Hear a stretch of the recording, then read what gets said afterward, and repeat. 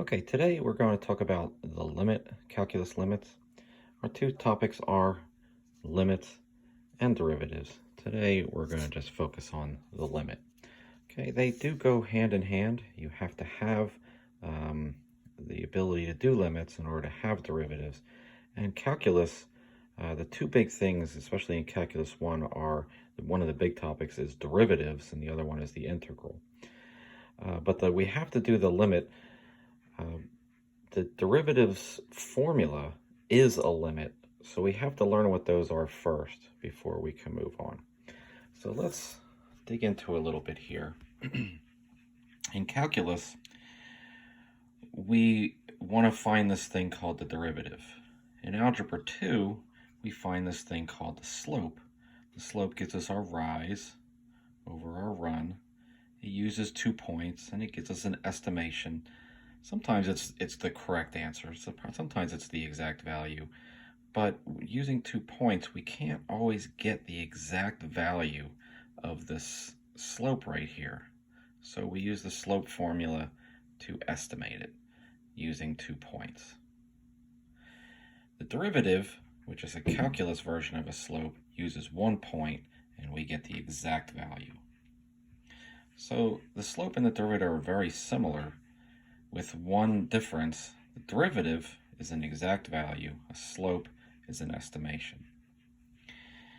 The derivative uses the idea of the slope to get infinitesimally close to a point, or what we call in calculus arbitrarily close.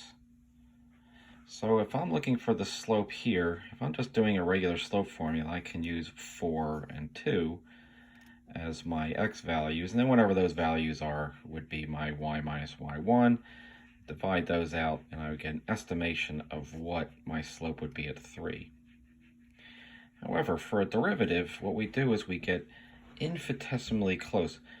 Instead of just using 4 and 2, maybe we'll use a value of 3, and maybe just move up just a little bit here, and maybe use 3.1. Or maybe even closer and use 3.01.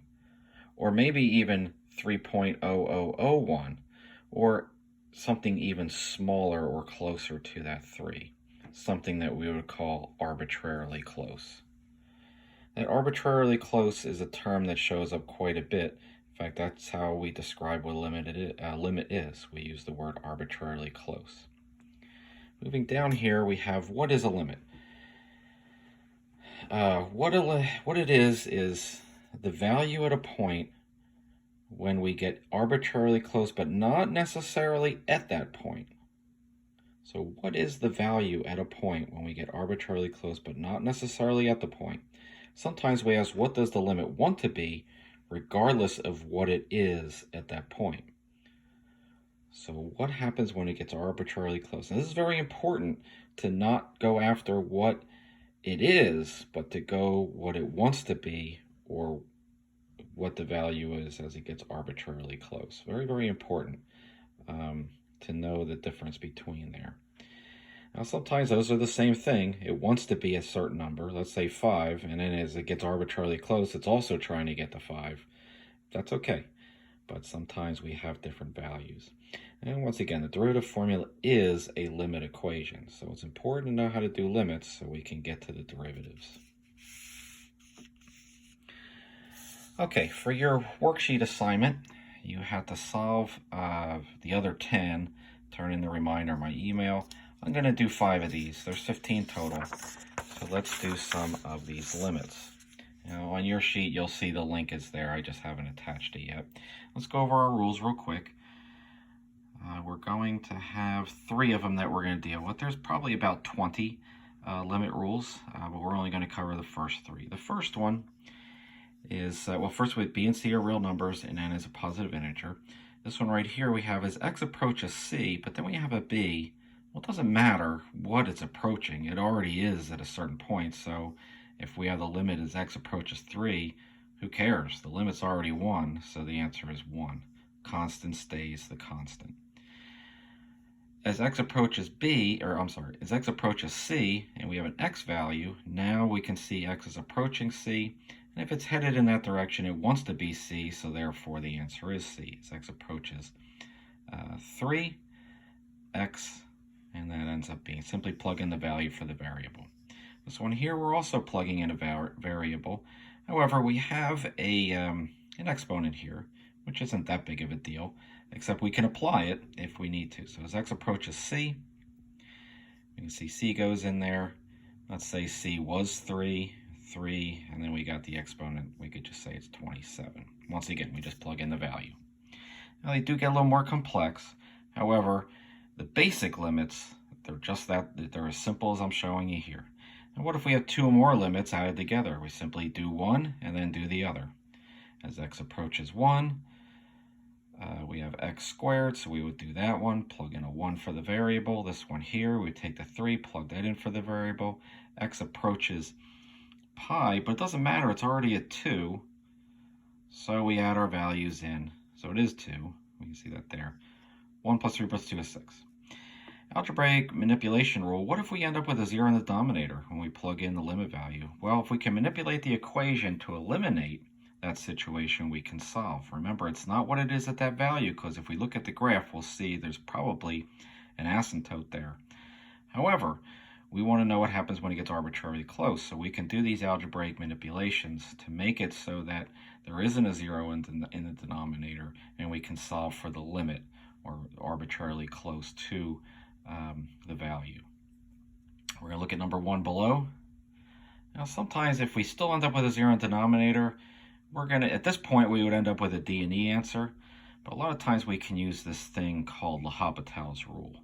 That's much further along in calculus, but it is another way to solve if we have an issue with zeros in the denominator, when we have something called an indeterminate form. If you take calculus, you'll hear that later. Okay, so let's do number 1. Number 1 is one of these algebraic manipulation rules, and we can see that as x approaches -2, well, if I put that in here, if I just plug it in, I'm going to end up with a 0 down there. Up here doesn't matter. I'm more worried about this 0 down here. Well, what if I were to change this, take this top equation, and break it into its pieces? What if I did x plus 2, x minus 1, over x plus 2. Well, don't these can cancel out right there. And now I can plug my value in my -2 into here, and I end up with a -3. So what my limit is saying is, even though if I take this in here, or I plug the -2 in there, I'm not worried about what's going on at that value, because if I go to -2, I'm going to see that I'm probably going to have a D and E, something that doesn't exist. However, the limit only cares about arbitrarily close, and it wants to be -3, so our answer is -3. Okay, some of these others, I just highlighted the ones I'm going to do. Let's focus in on this one. We just can plug the value in on this one. What is the cosine at 0? Well, we're going back to trig. We plug in, and we know, we just look at our unit circle, and we know that the cosine at 0 is 1. So there's our answer. This one here gets a little tricky here. We have the square root of x minus 4 over x minus 16. If we put a 16 in there, we're going to end up with a 0 in our denominator. That's a bad thing. However, what if we do some complex algebra 2 on this? We got our x minus 4.